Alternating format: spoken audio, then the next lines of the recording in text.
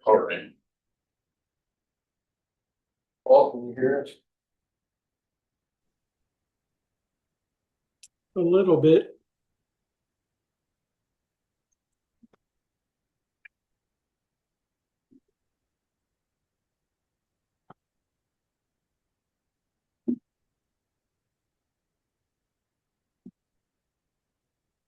That any better? Yes, that is better. Thank you. Chuck texted me. He said he had a emergency situation at one of the venues, so he's not sure when or if he will be arriving. Yeah. I guess we can go ahead and call the meeting to order. Billy? Sure. Oh, happy to. Dear Father, we just come to you, we thankful for many things. We thank you for the rains. We thank you just for the things that you provide as summer began. A lot of great activity as we celebrate the 250 years. I know in the middle of June, I think I have a flag parade and all that stuff. We are thankful that we can take advantage of becoming a citizen of this America, where we can celebrate freedom, we can and worship you and all that stuff. We just thank you for that. I know sometimes we take it for granted. As we begin the summer, I know there's a lot of planning going on with the Branson. We just ask, Father, that you be with all the leaders and all the volunteer and all the people that are trying to make this happen, celebrate the Independence Day. We just ask, Father, that everything goes well. We thank you again for all the staff. Thank you for Mayor. Thank you for Alderman who continue to try to make this happen with CID. Father, we pray for wisdom. We pray for direction. We pray the things that we do be pleasing to you, Father. We ask for your guidance through all that. And we are thankful and that we can be part of this, and we're humble that we can serve you in this capacity. I pray that what we do here will be pleasing to you. And I pray all this in wonderful name. Amen. Amen. Paul, you want to have roll call? Sure. So Chuck is absent. Brian is present. Billy is present. Mike, is Mike there? Here. Mike's present. I see the mayor down there. Is it Alex Williams? I'm here, sir. I'm sorry. Mayor, sir. He's there. And then Alex G is there. Okay. Great. Has everybody had a chance to review the meeting minutes from April 22nd? Are there any questions, comments, concerns over those? Make a motion to approve. Second. Motion, all those in favor? Aye. Any opposed? Carried. Allison, review of financials. Year to date, they collected $1,809,289 revenue. Sales tax is up 2.9% over this time last year, and year to date expenditures are $60,542. Are there any questions about financials in front of you for April? It's our current cash balance. We are ending fund balance right now is 20 million. Questions, financials? Right. No. We approve those, yes. Motion to approve the financials, so moved. Second. All those in favor say aye. Aye. Financing update. Is that Todd or City? I think that's me. Good afternoon, everyone. Good to see you all again. Certainly good to see the favorable trend line on the sales tax revenue. So let's hope that keeps up. In terms of the financing bond issuance update, Sarah Granath from Gilmore and Bell did get draft documents sent out the middle of last week. I think there's 7 or 8 different documents that were initially distributed. There's been some comments already sent back, and so that's well underway. A few blanks and some missing information that I know Sarah's still waiting on, so we'll continue to work on that. In terms of next steps, we will make a rating submittal to Standard & Poor's and get a rating request on to their docket. We would expect to have a rating call set up probably by the end of June. So it'll take close to a month to get that underway. And then in communicating with the Robert W. Baird folks, who will be the underwriter for the bonds, what we've initially targeted is a bond sale date the first part of July. And then that would set us up for a bond closing where there's actually bond proceeds in the bank, so to speak. That would happen by the end of July. So that's, roughly where we're at. I think from the board's standpoint, the June board meeting is when there would be a resolution before the board approving the bonds within certain parameters. And so that's something that'll be forthcoming that would be on your agenda for next month. So happy to answer any questions that you might have on timing or any other the different steps, whatever you might have. Todd, in the market, are you seeing the interest rates, are they ticking up a little bit now?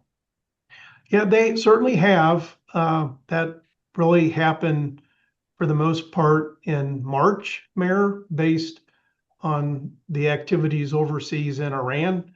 They have kind of subsided a little bit since then, but certainly rates are a little bit higher than where they were back in January, February.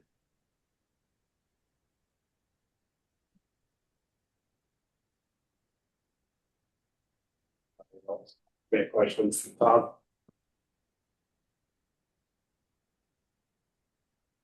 Thanks, Todd. You're welcome. Status of construction documents. So I'm gonna handle this, and if we haven't discussed it before, we'll make sure that we kind of work through it. So Great River Engineering got your plan started, and Todd is taking over the plans from Jeremy Jackson. Jeremy Jackson left the company. She did seal the plans before she left, and it's been a resale. Mike Beatty, which did all your utility improvements, is still an engineer on record, and he's still actively on it. So switching the team around a little bit. Brought Todd in today to talk a little bit about the status of our construction documents and where we are. We did meet with all the utility companies about a couple months ago now, actually, and kind of did what we call as rounding up the wagons and saying, hey, final look, make sure you look through. Everybody's communicated back except for Liberty. Liberty had let us know in that meeting, they did attend that meeting, that they were at 85%, been silent for a minute. Todd sent a demand letter today for their comments. And so we're at that line. A lot of the pieces are going to come together. We're going to let you preview a Gantt chart that we have here, and then we will work our way through. So with that, I'll let Todd talk just a minute about where he is with JSBs and plans and how all this pieces fit in. Yep. So thank you, Michael, for the introduction. I think most of you know who I am. I've worked with everybody at the city of Branson for the past 10 years since I've been here. For Great River, I appreciate the opportunity to work on this project too. It's a huge project, not just for Great River, but obviously the city of Branson. So I think it's probably one of our biggest projects that we've done to date. We are currently, just to let you know, there's 2 sets of plans. So there's the MoDOT plans that are the TAP and the STP, which is the grant money. So those were submitted about a week and a half ago to MoDOT. We're still waiting for confirmation that they've already approved them once, but then we had to break them up again because the MoDOT requests an additional separation of the quantities. So we had to revise the plans. We updated them, submitted them to MoDOT, and now we're just waiting for confirmation that they'll let us go to bidding on those. While that has been going on, we've been taking the full set of plans, which is like, if you've seen the plan set, it's like 300 pages. Going through, we've been checking all of our quantities. We've been working with utility companies. We're still getting updates for some conflicts with Brightspeed. So we've been chasing those through. Assuming there's no other changes to our plans, plan on having those plans ready and in Michael's hands by the end of this week. So that way he can forward it to his team and make sure the comments are addressed that we receive, as well as make sure the legal side of it is in conformance too. I think you have like a week built in there for review. So we're on track to get those plans submitted. I had a call today with Mike Beatty. Mike Beatty is the engineer of record on the project. He always has been. Jeremy Seal was just really, I don't even know what was the plans, to be honest with you, because she didn't even do the landscape architecture side, because that's where we had Vireo do that as a sub. So really, you're not going to see any loss there as far as from a signing and sealing standpoint, because Mike was the engineer of record and he is continuing to be the engineer of record. So I've been working hand in hand with Mike Beatty. And I think the process is going pretty well. Like Michael said, the big hurdle is Liberty Utilities. And at this point, it's like, Michael emailed them May 7th. I responded to that email because he got no response from that email. And he sent it to, there was 4 people from Liberty Utilities. So I replied all today and basically said, hey, this is going to bid in June. We'd really like you guys to play ball with us because you're not going to be in the duck bank, but any of the crossings, we need to make sure that they're not in conflict with what we're showing. So hopefully that will get a response from them.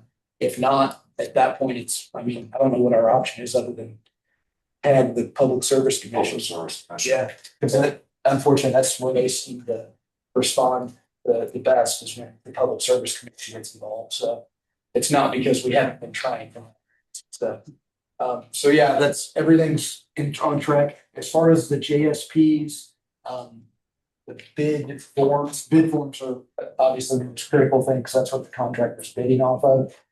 So after we get done with the plans on Friday, we're going to go through and check all the quantities to make sure, because there's been so many changes to the plans, make sure we're chasing all the quantities through, make sure we don't get missed because we want to avoid any costly change orders.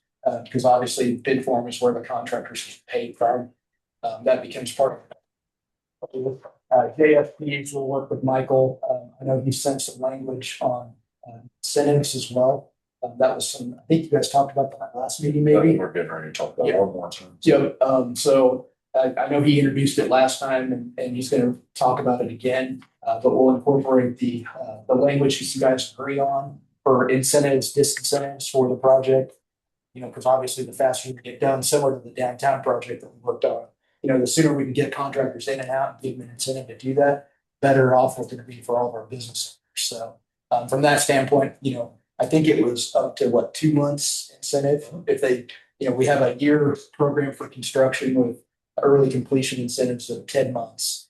So that should be a good incentive for contractors to want to get the job done early and open up everything. Even though it's not going to technically close, we have room to work around it. There'll be some intermittent lane closures.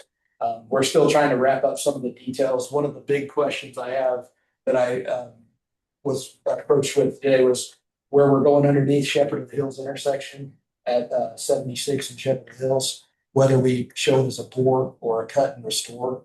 Because obviously if we do a bore, there's no traffic impact. We can keep operations as is. So we'll work through some of those details with Michael and staff. So you may have some questions too that come your way based on our last touches. But we're on track to bid this in June. So we're looking forward and hopefully the bids come in well. I know the contractors, there's not a lot out on the market right now. So I think it's a good time of year to bid the project. This will be on everybody's radar. What is the time of fall? Did you get it 10 months ago? That would fall. So if you start the project, it's right after Labor Day. And so that would basically, we completed 2 months early, you'd probably be in July timeframe, so maybe about 4th of July. So. It's actually the 9th, so. Okay. Then. We're good. Yeah, any questions, I'm happy to answer anything. I'll be here for the remainder. So that time was $1,000. Yep, and Michael and I have been working from soon as the transition happened with, I mean, you know, he knew it was coming, so we've been working with hand in hand on that to make sure all the schedule lines up and everything. So keeping that line of communication open. Okay, so, next item, if that's okay with you. Yeah. So, Let me ask a question about that. Yeah. I know that you guys took downtown several of the GC drop because of schedule and stuff.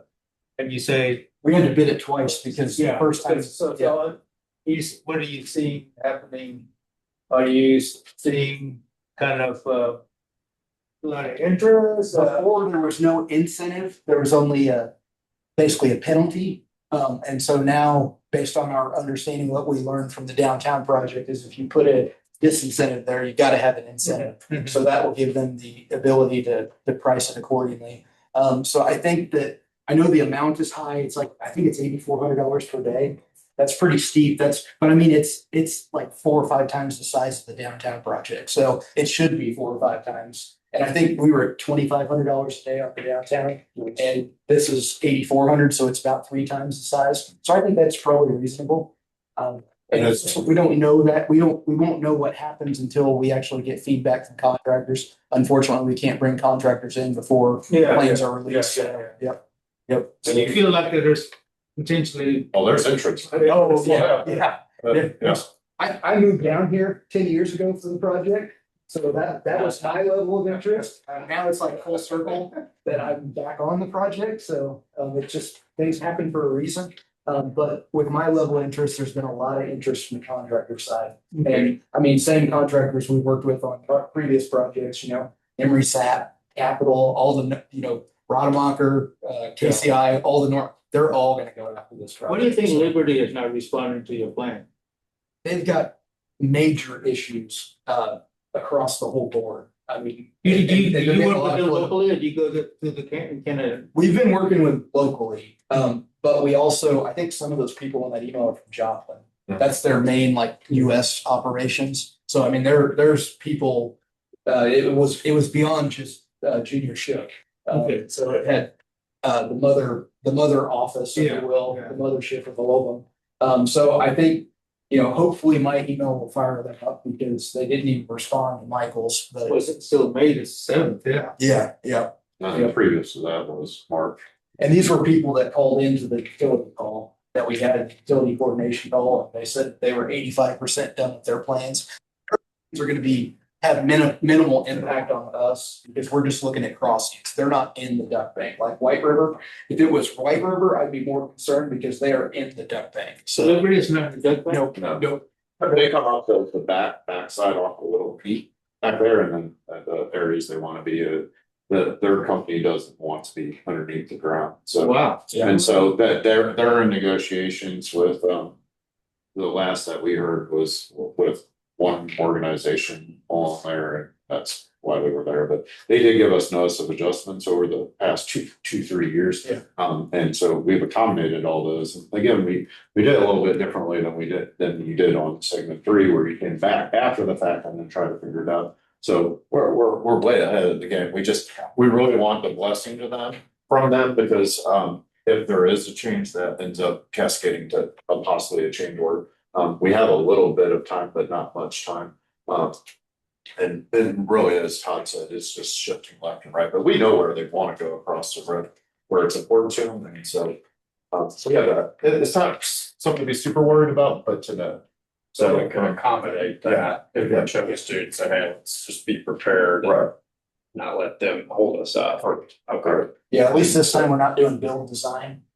You build first and then design it. Yeah. So, because that was what segment 3. Essentially, when you say they're not in the duck bank, so it's not. Yeah, they're in contract with you all and the city, so they are. So we took that to the board a little bit a year ago, I believe now. And so they have a contract with us and we have a contract with, they're subbing out their engineering part that's on that. We can always call on that contract if we need to. There's Chuck, so just FYI. Hi, Chuck. Hey, Chuck. All done. No, kidding. Chuck said, don't take too long. You talk too much. I'm trying. We're really trying. Now we're I've gonna been move sitting on. on here listening to Todd We run want his to cover mouth. everything you all want to talk about. And any detail afterwards or any questions from Todd or I are very much welcome, or Matt or Cheryl, as you know, we're there. This next document that you have in front of you has to really produce a chart of all the tasks that need to get done and all the things that are playing. You'll see in the front in the center, you have a status that's complete or in progress. Cheryl's going to show it on screen as it is being recorded. And so, yeah, that's fine. Paul might have to let her show for you guys online. And so, as anything that's working document, but it shows a lot of critical paths that are on there. And administration, I'm thankful for them to say, have the forethought of making sure that you don't miss a task. And Todd and I have chuckled over the last couple of weeks as the little things pop up, but big. That kind of rolls us into to 7 why we're talking about this is a little bit of update from MoDOT conversations. Todd hit on it lightly. On this contract for segment 1 and 2, you're going to end up with 4 contracts on it that they're going to be released as one.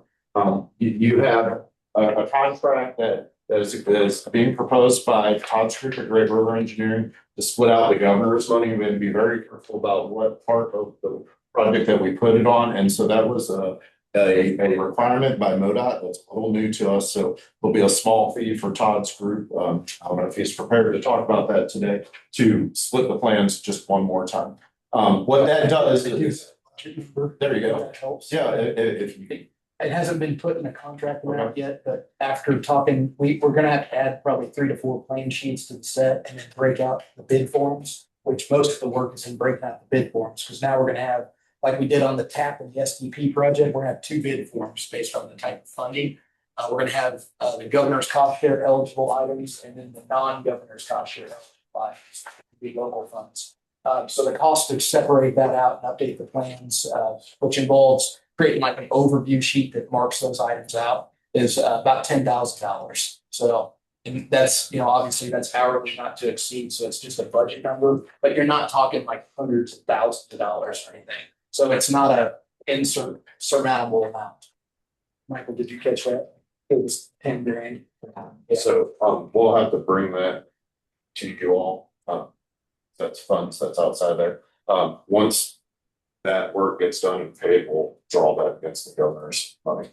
And so what MoDOT was asking for was when we went out and took care of getting all the easements for the property over the last couple of years, that they wanted a different requirement that the city believed that we did not need to do. And so we came to this compromise of just splitting it out and letting it run on its own. So enough said about that.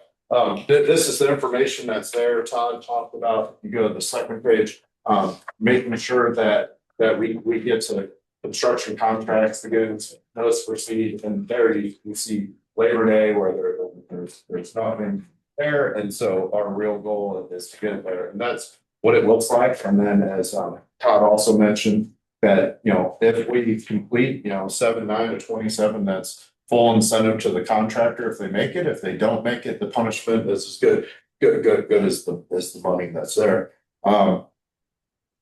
Yeah, there's a lot of moving pieces, and so been very heavy with communication with MoDOT that they do control some of the money, and so they have to be blessed with that. It is a lot of work on city staff or any staff to run 4 subcontracts in a contract.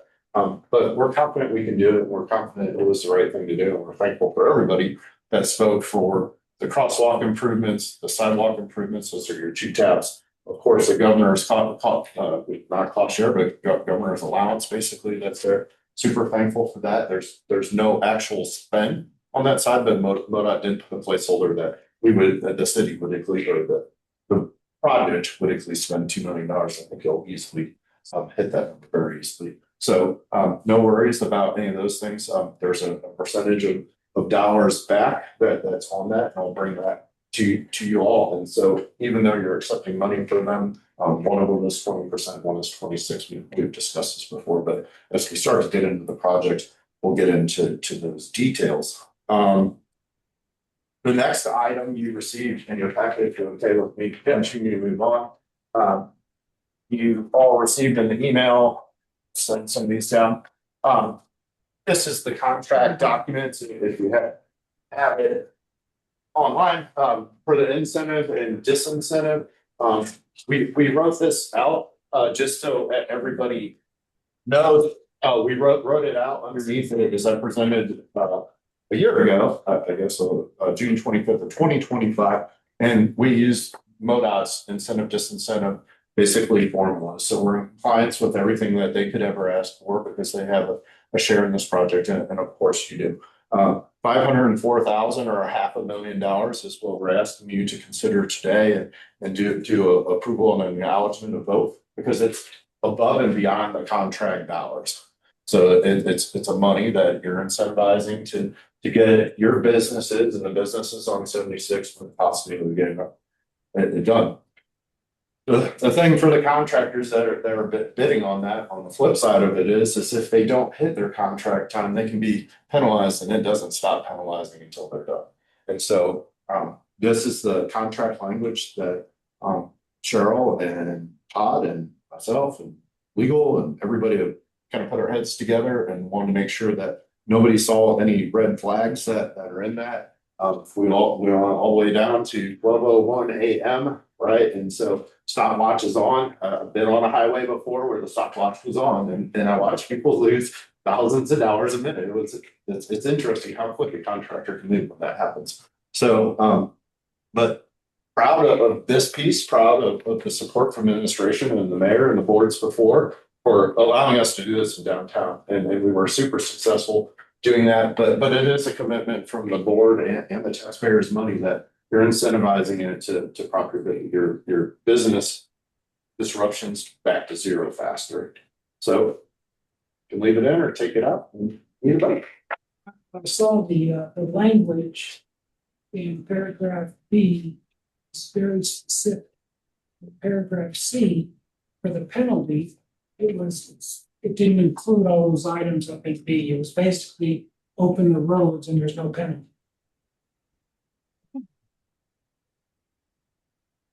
Okay. And we can work that back that way. I'm under the understanding for them to get the bonus, they have to acquire all those things. Downtown, we did a little bit differently on that. We allow them to open the road and then continue to work. Okay. And so this makes it a little bit faster. So yes, they would be disincentivized if the road was open and they were still working. Okay. So that guarantees your road's open in a year. Okay. If that makes sense.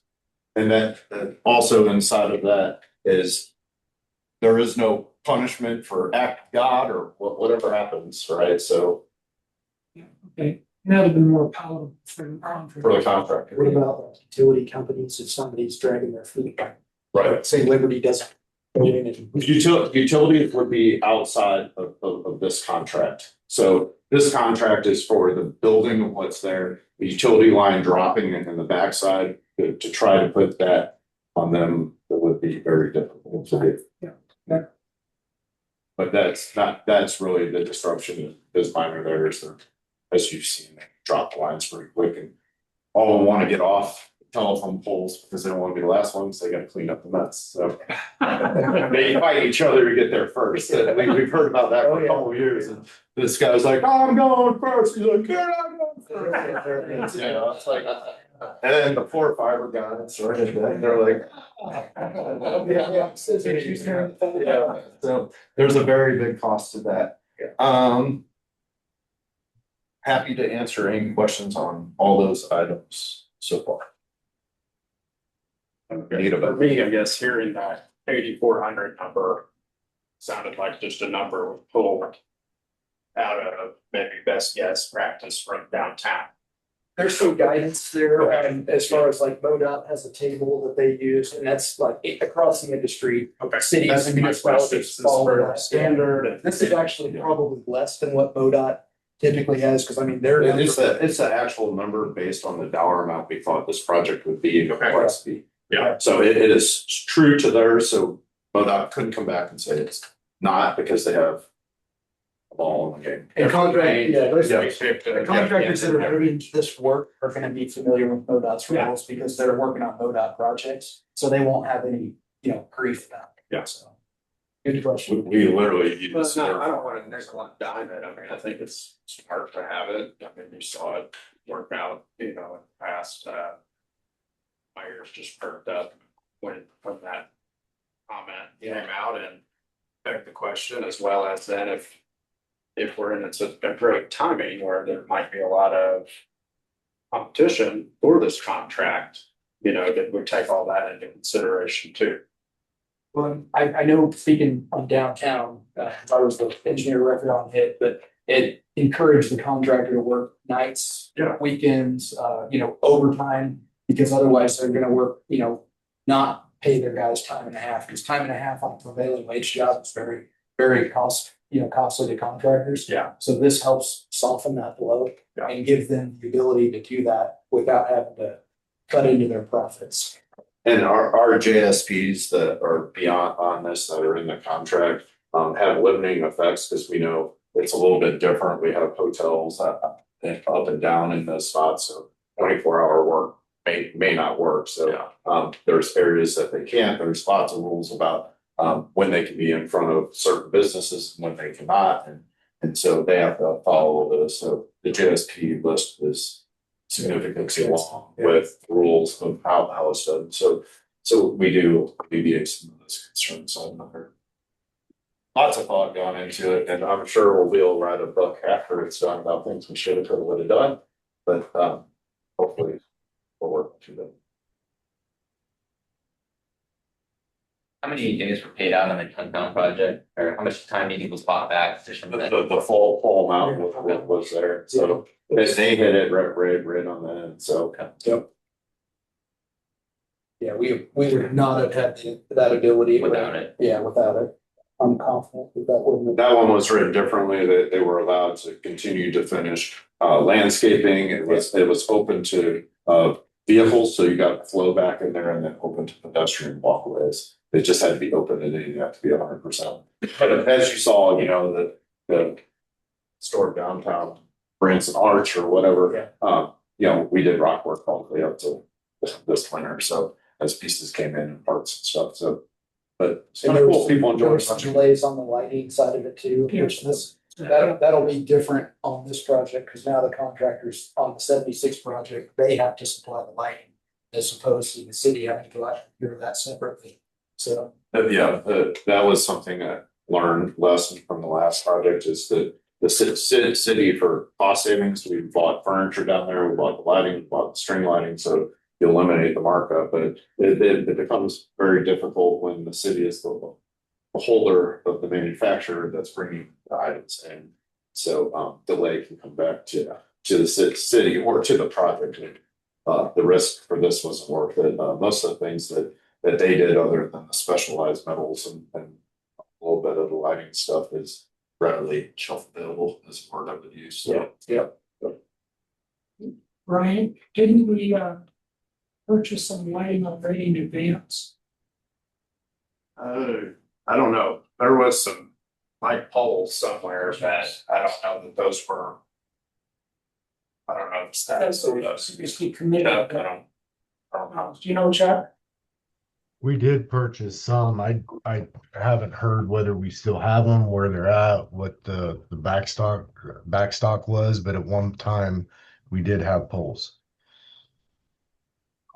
Little lighting that was. I think that might have been the lights that they couldn't install yet until the utilities went underground, and then they were subsequently installed when the utilities went underground.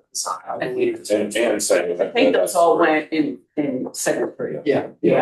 I mean, there may be a couple, but I thought those added are stock. stockpiled to get us through, finished with Secretary. No. Stock is, 10% or a couple. But anything else. Sure. Sounds like we solved that. That was the. I was like, oh no. There might have There you go. There may have been some issues. Cheryl's down there scratching her head. There may have been some that were ordered in case I one think got hit. there's some out there, but I don't think there's enough to do. Yeah. Just Yeah. spares. Cause we're talking, I think there's like probably 50 lights that are going in as for the segments 1 and 2. And that's a huge quantity. They're gonna be a different style light too. So More of a highway light versus what you guys.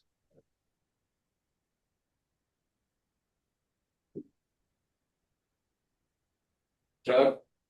Got anything? Sorry, I got tied up. Yeah, it's been a day. What was the question or what was it? Well, Sorry. just on this contract, the incentives and any questions? Oh, no, I have no questions. I'm all about incentives to get it done earlier. I'm all about lining them up for if they're late. It's what we do with every single one of our projects. It just makes the most sense. And I don't have any problems with the 8,400 per day. I mean, if we can get this thing done 2 months earlier, spend and it comes in about $500,000. To me, it makes sense. So I have no questions or concerns with it. Anybody else? Questions, comments? Vote of approval. So you're seeking a motion to approve this contract completion incentive and liquidated damages as written. Or are we gonna adjust the paragraph C? Keep it as is. Keeping it as is.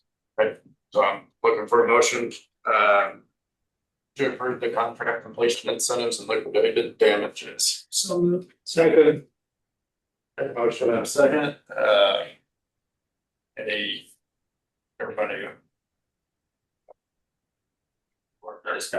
Any discussion? Is there any like material change from, because it said in parentheses, I wasn't here, but the follow-up from the June 25th, 2025 discussion, was there any major substantive change? There was, and so the June 25th, 2025 is when we ran through the MoDOT language and proposed this is the way we were going to do it, and then showed the contract value that we believe it could possibly be when it's bid, and then show the actual numbers. It's how the cake is made. So, Any other questions, comments? All those in favor, state by saying aye. Aye. Any opposed? Okay. Yep. All right.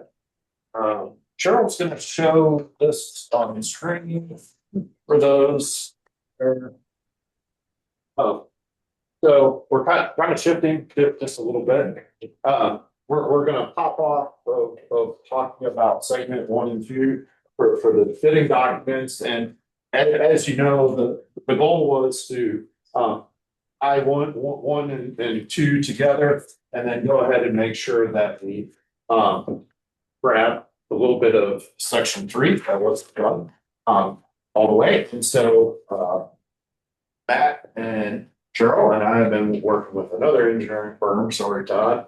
And so, and CJW is, as you know, they presented, we talked about the intersection, and then we talked about the WOW. So what has happened in the meantime is the WOW is back with the engineering estimate. I'm going to give you just a high level of the engineering estimate that's on there, because it is publicly recorded, and I can't say everything, but we can give a range, and we do have some people online. So inside of the wow factor, there's an equal sculpture allowance for an allowance is something that you can talk about at any time. That goes to the contractor, it's get the work done. That's there, and that's $100,000. The flag sculpture allowance is $100,000. The metal ribbon allowance is $50,000. And the total for the WOW engineering estimate that's on there, which would be the responsibility of this board, is running near $400,000 total. So you'd asked Matt and myself and CJW to finish up the rest of the rendering, rest of the construction documents. Those are there. Matt on screen is showing these that will be shredded here today, but you're welcome to look at them. The artist renderings that are available to the public. We did share this internally, done the speech for a half second, and we appreciate Alderman Libs, making sure that our flags are in the correct order. So we hope everything is good and all the renderings going forward. Super excited about the direction that this whole board gave and the mayor and all of you. And wanted to make sure that we got the thumbs of approval for that. This construction packet that's there can be put out with the city in cooperation with this, or led just a little bit behind because the timeline to build this will be, but we really think it's beneficial for the traveling public to have that whole area done at once. I think that's kind of how we are, but we would need to ask for your support for the WOW. We could always go forward and leave the one off and come back, but we'd like to bid that. It's paying for this? It's paying for this? That's right, for the WOW. What did you say? The CID is paying for it. For the WOW, and then of course, the sidewalks that are in there, so. We worked on MoDOT money, as we talked about probably 2.5 years ago. We moved all the money that the city had been allocated for sidewalks along 76. We've moved that all over to segment 1 and 2 to save the paperwork and the stuff with MoDOT. And so now we're back to talking about this one that's treated as a separate project that MoDOT does not have any approval or anything that we need, other than we bought to the road 165. And interesting enough, last night, Alderwoman Harkness asked for sidewalks to be connected on there, and so we're asking MoDOT to come to play to the game, and wouldn't that be nice if we could connect all that stuff together? So, super excited about that. Matt is very well versed in these plans, more than I am. He laughs, but way more than I am, and happy to answer any questions. If you guys want to go back through pictures and the screens, I love the nighttime. This is the stuff that you'll see that are released to the public. From this point forward, with your approval of this, nothing significant would change. We do have all that stuff going through the city of Branson, through Citizen Serve, so on and so forth. The only thing that was kind of brought up to us from outside that could significantly change something that we already have over to the engineer is that the rock work really invites people to sit and hang out on. Could we do something a little bit different? And so we propose that to the engineer. If that is getting a 45-degree broken face rock, so it goes like this and it's a little bit uncomfortable to hang out on, but good enough to take a picture on. We thought that was some good. So that, but this is your project, your WOW, and the 76 board, that this is why you're here, is to approve the WOW and the pool. So. Wow. What's the I second that. So the timeline on this is Matt Sherrill and I are retired, but we're here for you.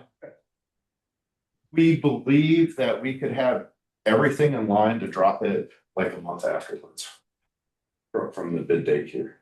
When is the But, big so- day do you think it? I'd like to drop it like late summer. So we really do push that into winter time and see what happens with it. This is an easier project. The overlay will all tie in together. Our goal is to get the big 1 and 2 up and give the opportunity for somebody else to bid in necessarily. But we would end up designing the JSPs to have everything, depending on how quickly we can get it out and get your approvals, to have it all lined up to all finish at the same time. I think it'd be pretty cool. So What's the construction time frame on this? they said 7 to 8 months they thought it could be done. So it's definitely faster. So, and I think it can be done even faster than that, but depending on if the contractor that wins this wants it, there's a possibility. The original thought process of this was to drop them all at once, but I think we realized this one's really close. That's why you're getting this presented today. trying to get those all to work perfectly was tough. Especially if you have a different construction timeline. So, and it, with MoDOT making segment 1 and 2 complicated with 4 that are going together, we're worried about confusing the bidder, saying, now you gotta tie them all together. Yeah. So There's no reason. no reason to do that. And then that also does limit your companies to only the biggest companies can take it all on at once. I.e. you could have a company A do segment 1 and 2 and get after it, and then you could have company B do it. Very, very similar to how we develop these plans, right? We worked on downtown with a company, we worked with Todd for downtown, we worked with Jeremy for the other part, we worked with CJW on the other part, trying to condense those timelines for everybody. Excited about this. Definitely want to keep these plans around in here. We didn't give you the full plans, but we think they did I think they did a really nice job. Yeah, it is. It wasn't Todd's. It looks really good from an outsider. Yep. I mean, it is neat. It's a good location for it too. And then, I mean, they even did this renderings on there. I mean, almost kind of looks like the Wolverines behind there. So, a little bit better. Again, it's a rendering. Might be a purple plant, soda green plant, or whatever there. That was some of our design comments back to them is the planning palette. They just put the whole palette for segment 1 and 2 in, and I was like, well, there's 3 trees in this, and you get to choose any tree you want. Well, I'd choose this tree, and so we asked for them to specifically choose the tree. There's a difference between a $250 tree and an $800 tree, right? And so we want to get something nice. I don't know if we need to drill into that detail. At some point, we had also asked for flowers to be red, white, and blue in the section. If I don't know if that Yeah. Well, making we'll it make through, sure that that was some of the continues. feedback from this board a couple months ago. Yeah. So no pink, no purples, no yellows. That's right. Let's do red, white, and blue. No problem. That might be hard to come by this time of year, like this current year. But when this goes to construction, it should be, because I just went looking for some red, white, and blue flowers. Really? Good luck. Well, yeah, plus the 250th. Yeah, I imagine it would be. But They'll be on sale when this goes. there you go. You can find plenty of pink, especially tulips. Lots of pink tulips. Wow. No red, white, and blue. You know, this would be photo opportunity, but there's nothing mentioned of Branson, is there? I can't see. Is there a Branson somewhere here?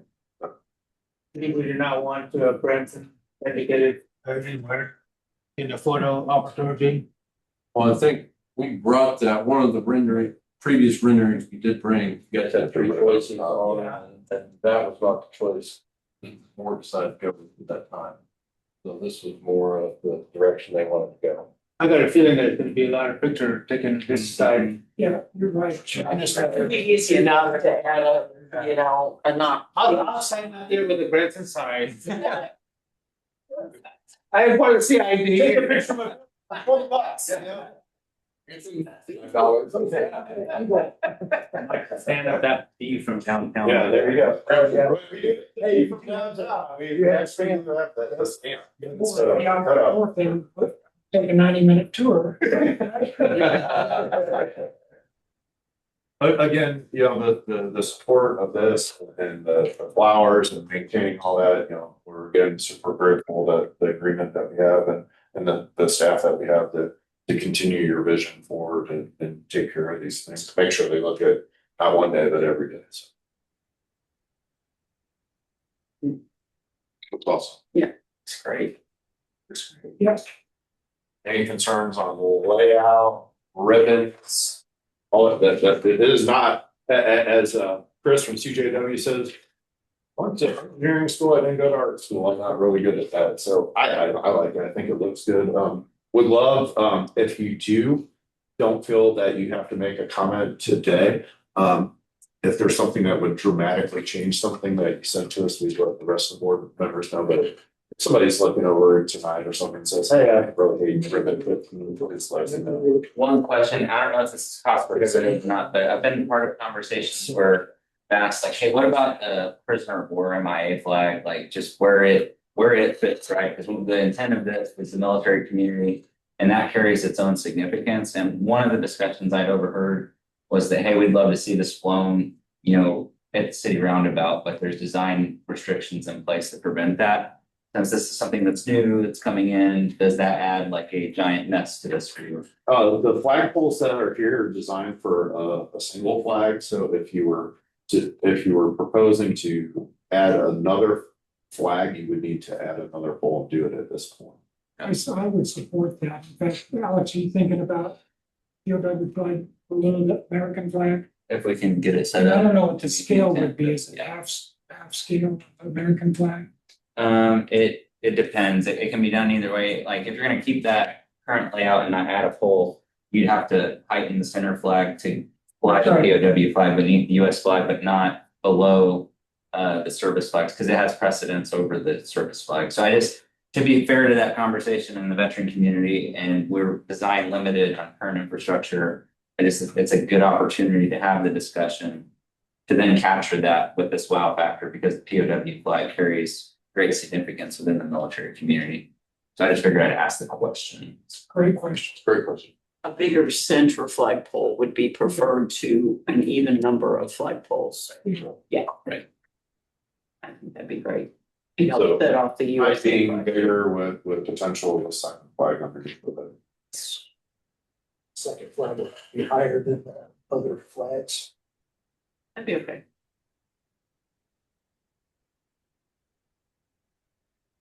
That will go back unless, Yeah, and to accommodate. What'd you say? so that'll go back and get changed unless somebody says no or Chuck says no on that. Good.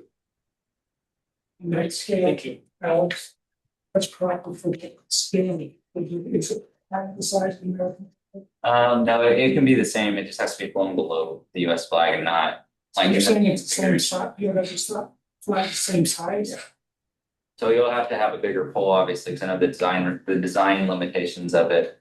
I know that like engineering wise, it adds more resistance and things. And the preferable option, you can do it on plane with an even number of flags, but that's gonna mess the entire design aesthetic up. So the center highest configuration is the way to go. It's just gonna be the cost of the pole that could handle that, Pole will probably be the same, it'll be the base. the base or whatever infrastructure that goes up underneath of it. Bigger if you put more than Need the rebar percentage, come You don't want that from me. 0.5 will. It's a crazy question, but I was thinking. Can it be flying from just the same pole with the American flag? Like, Yeah. That's what we're saying. what they were talking Correct. about, so basically it's below it. Mhm. I see, I thought maybe, I wasn't sure I understood that one. It's below the American flag, but it's Yeah. above the other flags. Yes, The French yeah. flags.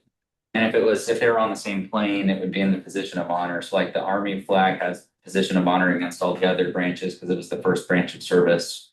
So like if they were on the same plane, the American flag would be in the position of honor, the POW flag would be next, and they would follow in suit. But that defeats the purpose of what you're trying to do aesthetically there. So with that center configuration, that's where the height comes into it.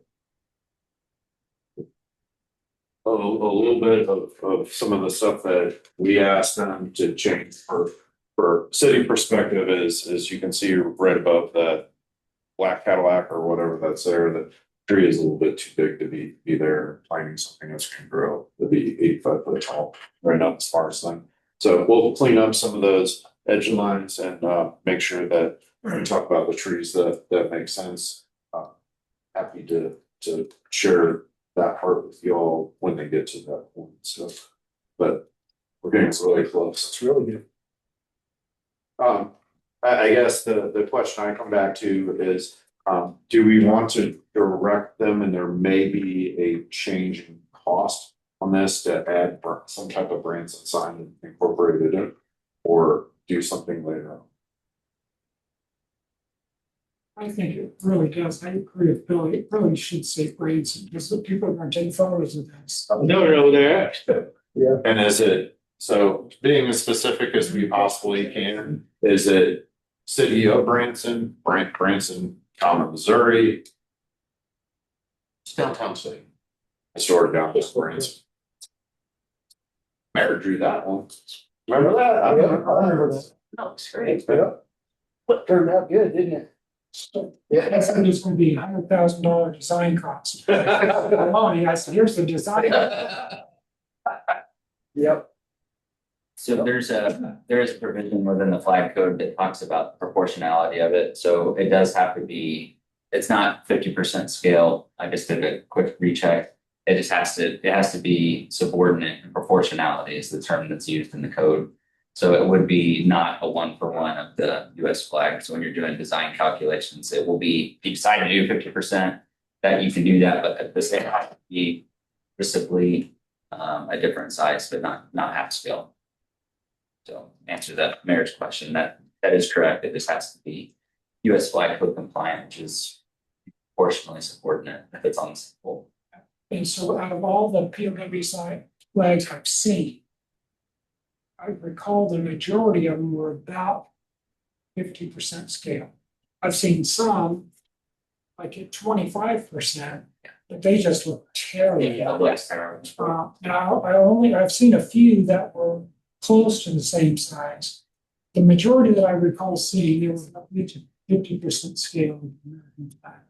Do you want to find one, obviously just from the design state of it, captures the look that you're trying to get, that configuration. Camping World list, so. They would have bad. 25%. Yes.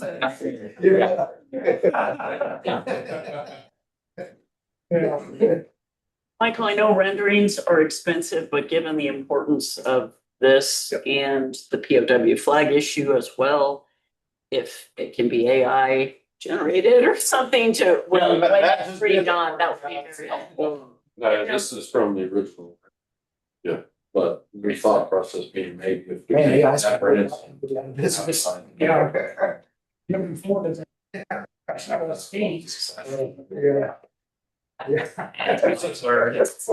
So what Matt is discussing is we showed you one that had Branson that was in front of the flag before the eagle showed the screen here.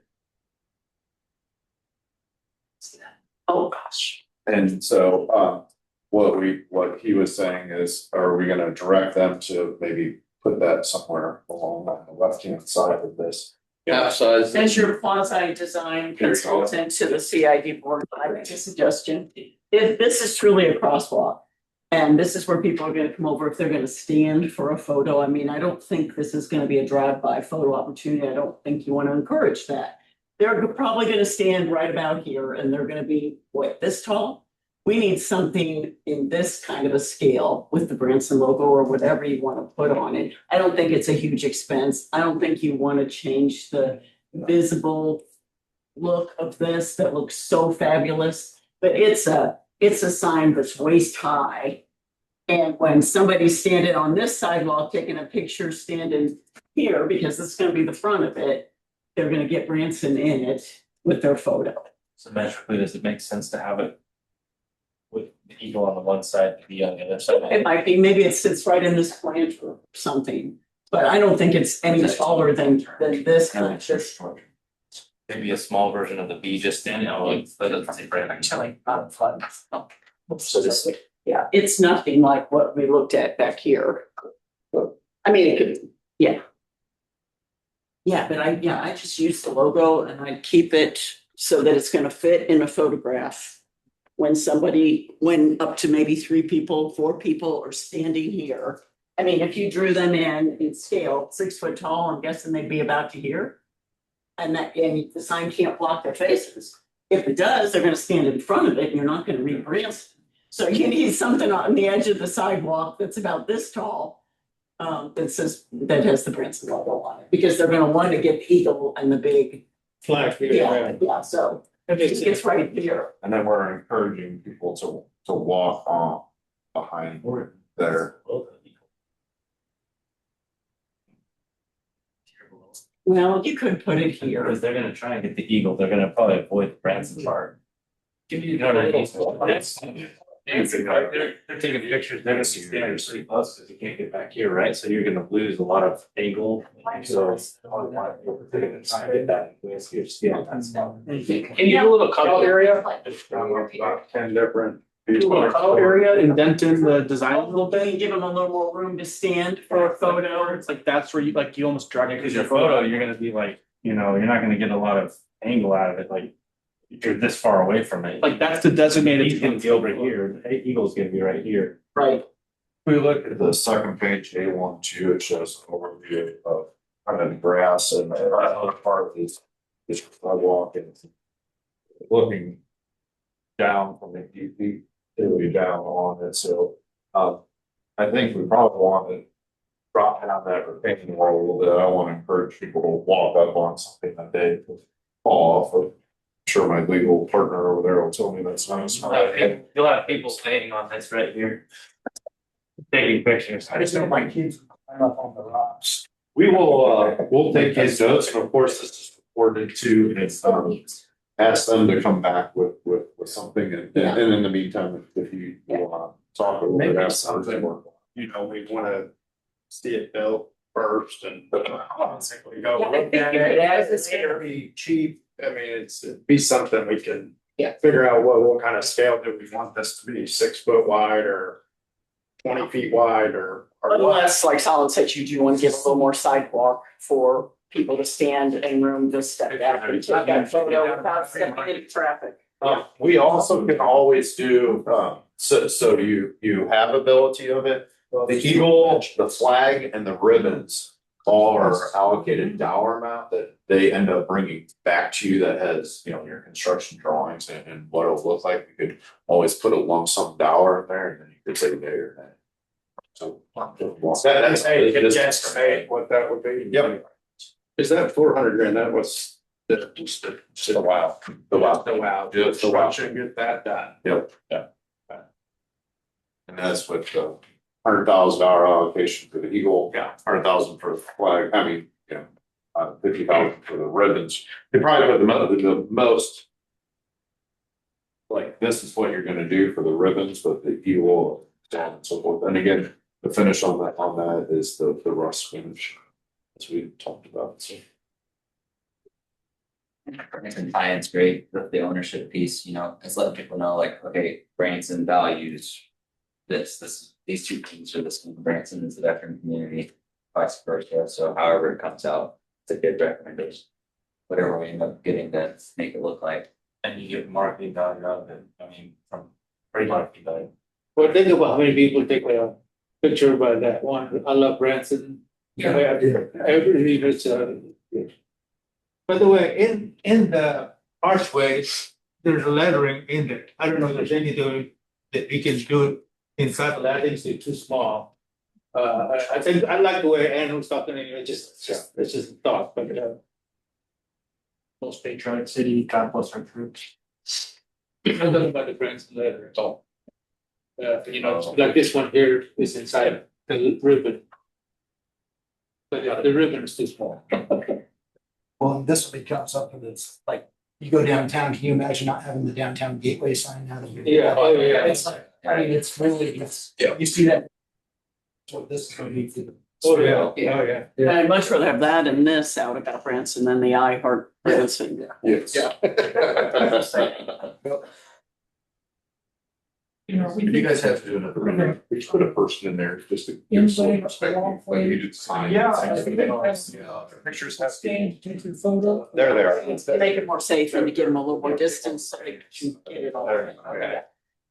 At least I Yes, think it's smart. What does a person look like? So there looks about an 8-year-old boy versus a pretty grown size adult wife, so. Yeah, the closer you're gonna be taking that picture, it's gonna be.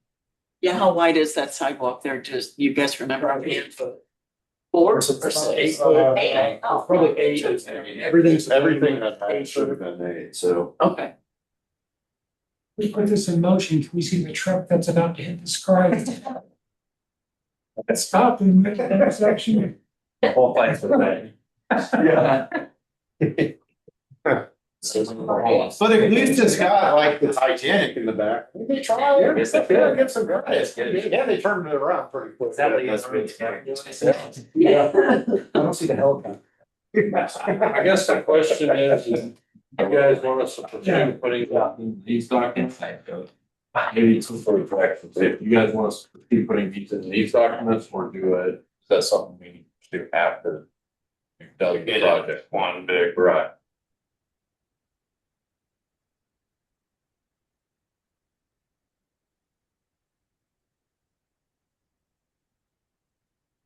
Well, you said my goal with that would be to Get this up and. get everything to kind of wrap up at the same time, but you also then I thought mentioned I could eliminate some of the smaller contractors from taking this all on. If I drop them all, everything at once, you would have, then put it all together, tying to each other, you would eliminate the smallest contract. Well, I was more talking about Branson part. Do you guys have a Branson part in these drawings, or do you want to do it as an after? That being a construction company says, hey, I'm gonna go do segment 1 and 2, we tie this to segment 1 and 2 and all the timing together, and they bid it all. Only the biggest and biggest companies could ever bid it, but this is a smaller intersection project with landscaping, right, and sidewalks, like it's not as big of a contract for sure. Yeah. I think that's a good idea. And with the timeframe of construction, give or take, but we'd want this to start beginning of January. Yeah. Give or take, right, to line up, which is good because it's also getting those slow months. Business disruption. So, yes, Matt, the question would be, with the changes we're talking about, is time on our side now to go back and make these changes? So when we go to bid, it'll all be done, or go to bid and then come back with a change. Essentially, yes. I mean, this consultant is pretty responsive. And I think we can, this is a small enough change that we can break him pretty quickly. So it's just a matter of which direction you guys can go. I If feel you're pretty firm on the Branson, then we can get them working on that. And then, do you want us to include an allowance in there, like we've done for the Eagle flag? And have them design that, or do we need specific design requirements for that Branson? I mean, we can render it in and put $20,000, and then you can wait for the submittals from the contractor or the, you know, whoever ends up doing the ribbon will probably take a piece of this, or the local sign company, and go that route. You maintain control all the way then. That's how we did the downtown Yeah. sign. What do you think, Brian? I mean, that makes sense. That makes sense. Yeah. So we'll allocate that and we'll ask for a render to be updated a little bit. We'll probably end up dropping the hanging wall down there so people aren't walking up to get behind or in front. Got it. Do a little bit of elevation cleanup. There was 3 pages of elevations. I'm sure nobody was interested in except for Matt and I, so. You can make the flagpole just part of that too. Yeah. This is perfect timing for all this. I think it's awesome that you had this week. And get everything. I feel like I did. Hopefully Chuck's happy and I didn't talk to you. Good. Smile, but. Yeah, that's pretty good. 237. See? I'm impressed. Between you and Todd not talking too much, that's amazing. Which Todd? The one sitting next to you. I guess get that and see a motion to adjourn. What we do, could I have a question? Sure. Alderman Harkness, she made a public comment, but there were members of this board that like they were strong armed into agreeing to the cooperative agreement. I want to know if anybody here has any comments or wants to comment. Because that comment just caught me off guard.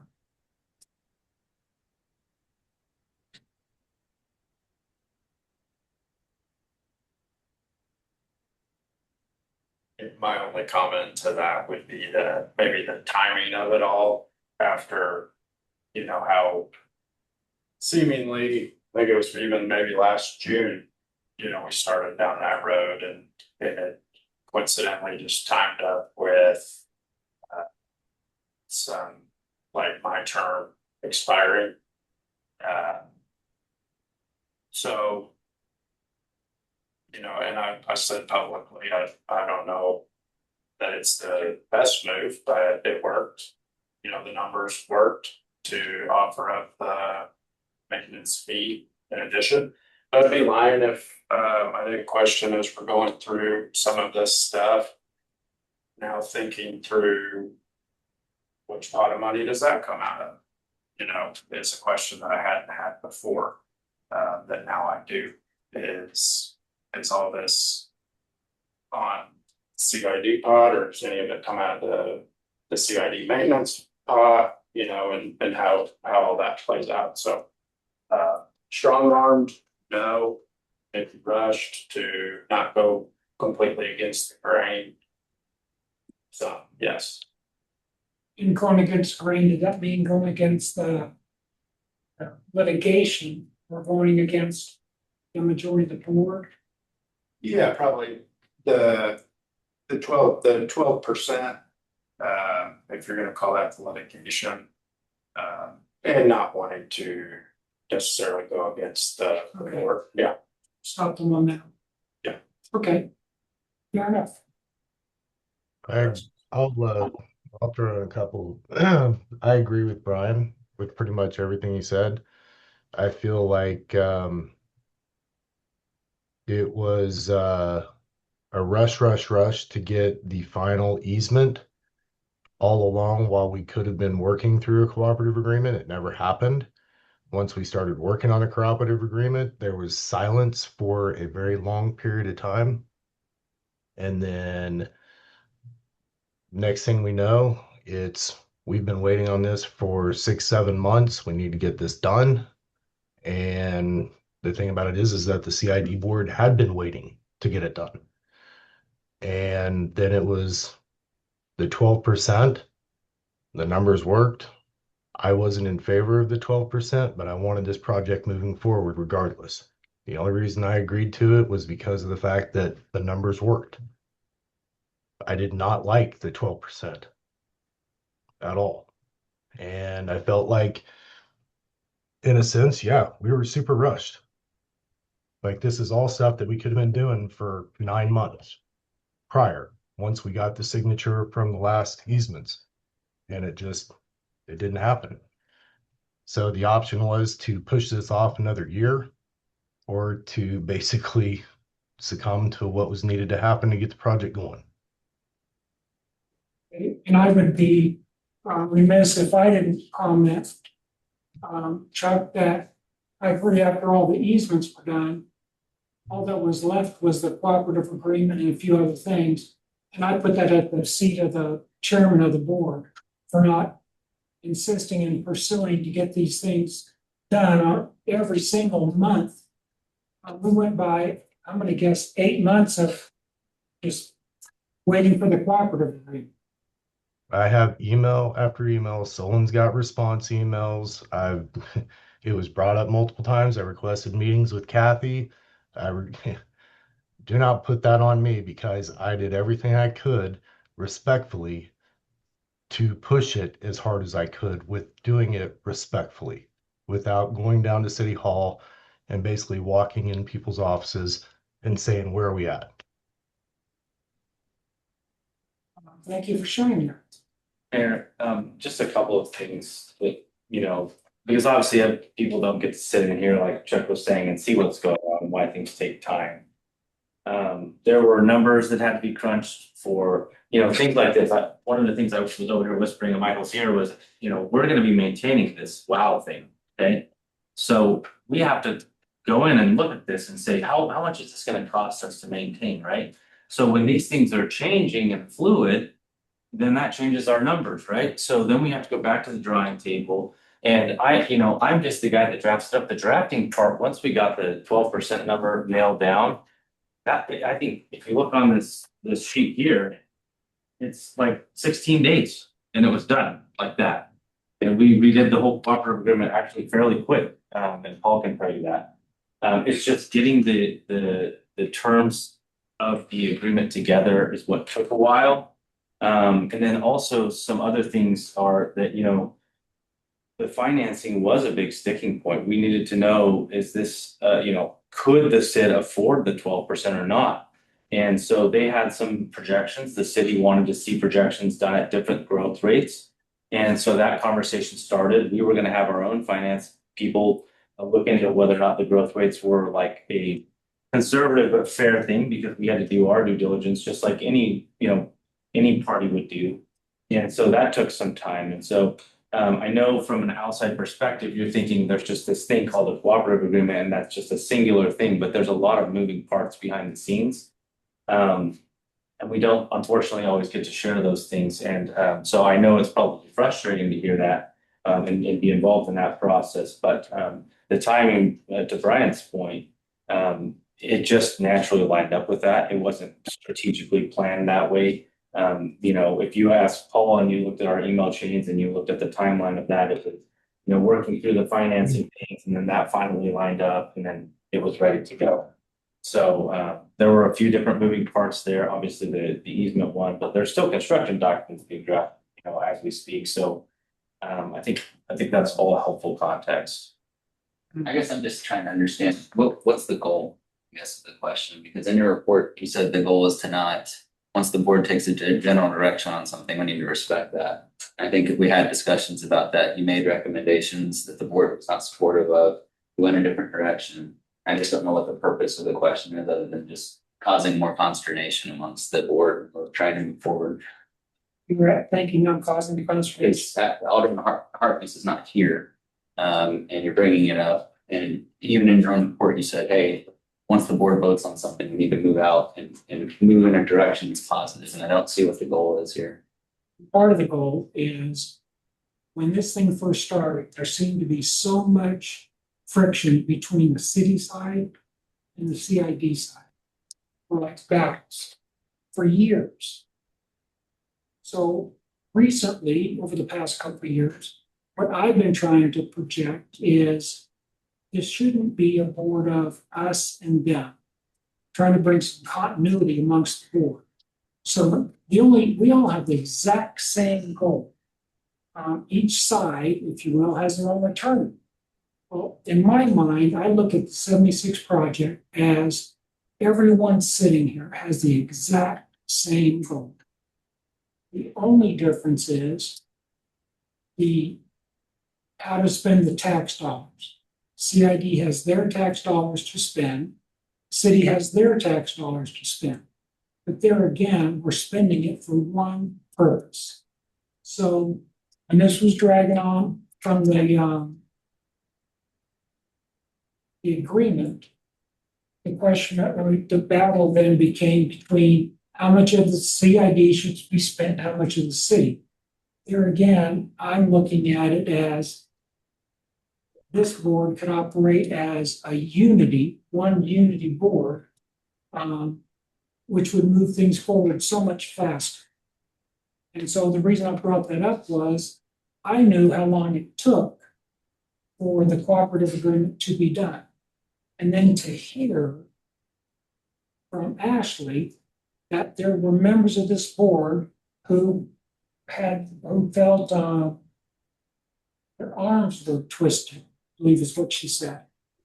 But you've seen that was paraphrased. There's differing viewpoints, but the point I'm asking is there was a vote, the vote was had. We're moving forward and having discussions on this. So other than having a discussion with the alderman yourself, it's becoming politically motivated to take it up in this forum. We're already moving forward. Okay, you want to play political games? I choose not to. Brian, what else you got? Nothing. Can I say something also? During the meeting, please show something for the explain. Because there was a question about the maintenance, the percentage, but also, do we just give that money to the city and city just use whatever it is? But Glenn spoke to Allison about where the money's going. So maybe you can share, do you remember what the question was? Yeah, Glenn asked like where this money would be going. Is it gonna go straight to our funds or is it gonna be kept in a separate fund? And we have to keep this in a separate fund. So you guys will see the exact expenditures, what we're spending it on, right? And that is going to the 76 CID and it's not just going into our transportation fund to be dispersed out from there. It will be its own fund, its own fund balance, and we can do other things with that fund. And we will start bringing that fund to you guys to also review along with the 76 fund, just because we don't want to put it in the big pot of money, right? Because this is strictly 76 money and it will be kept separately, and you guys will see all the expenditures that come out of that. And that's we'll great. work like the budget, right? So the flags, right, there's a cost of 4 times a year or 3 times a year, depending on maintaining those, and what that cost will be.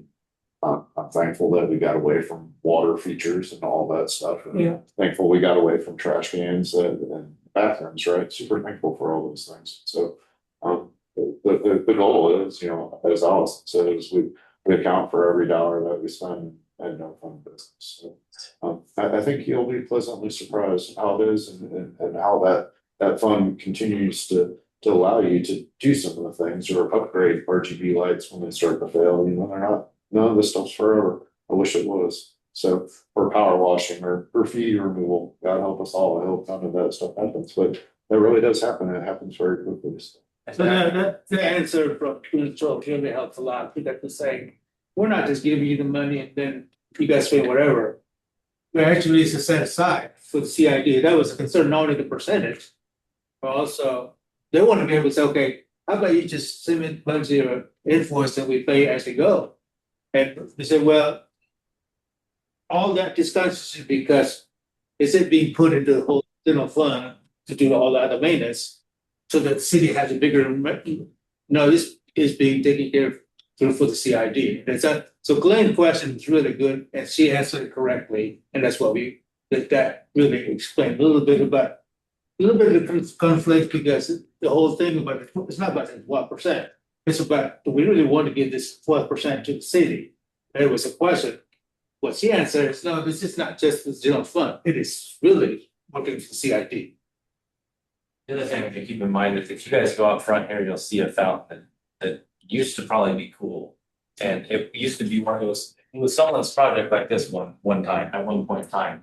And money got tight in the city a few years back, according to a meeting I had recently. And that was one of the things that they put on the chopping block. And so we see things like that as city staff and we go, we don't want that to happen to 76. So how can we make sure that doesn't happen? And we said, we got to finance it. We got to fund it. And so that was, we really do appreciate you guys having the willingness to do that, because we look at this and we go, this is going to be cool and it's going to stay cool.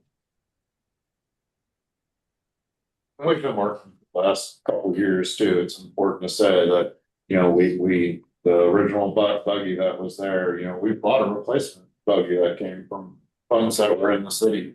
We made some wise decisions with TCAD and acquired a building. The building got sold off before. And Michael, that's another thing people should know. During this time, I was working on that real estate transaction.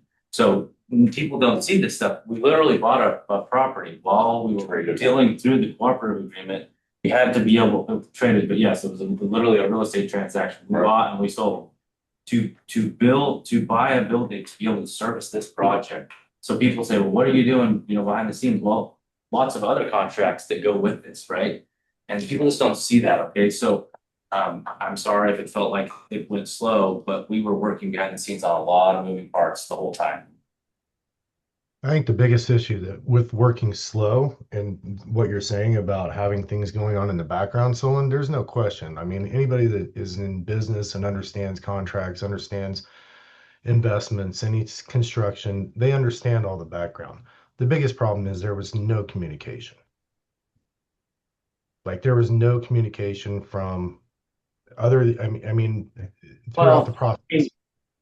I mean, when we came to the meetings, Todd, you guys knew that we were working through the finances. We talked about that. We talked about us going out and getting our own independent. So, I mean, I don't know that that's fair to say none, but I hear you. You would have liked more, and I hear it.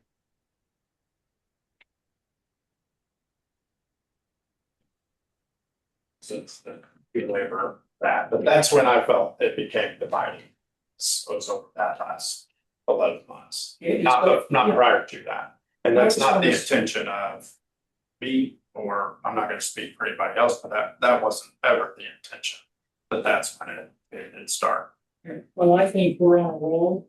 I want us to be all just united to see the same goal. I love this wow factor. I hope everybody else loves it. Yep, let's seek the motion to adjourn. So moved. Second. Okay, all in favor? Aye. Any opposed? All right, thank you guys. That was still.